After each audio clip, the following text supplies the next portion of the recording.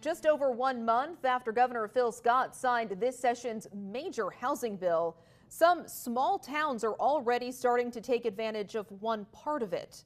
The part that's meant to invest $2 billion in infrastructure over the next 10 years. Fox 44's Matt Holderman reports tonight from Fairhaven.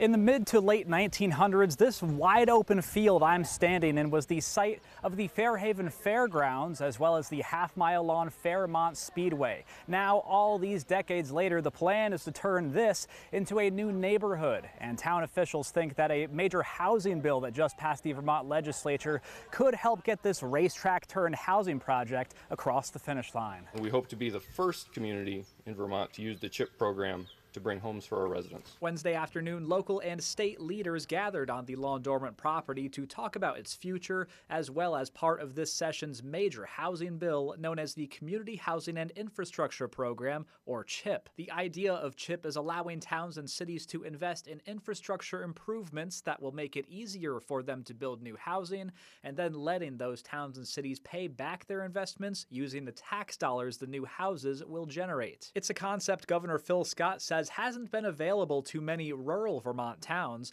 until now. CHIP allows for smaller, more rural communities with fewer resources than bigger cities and towns to leverage the TIF model for projects in their communities. Fairhaven Town Manager Joe Gunter says his community has needed a tool like CHIP for a long time now. And once they've worked things out with a construction company, he's hopeful a couple dozen affordable homes can be put on the former racetrack and fairgrounds property a few years down the line. The cost to build a home doesn't match what the market will support in our area. This is where government can step in.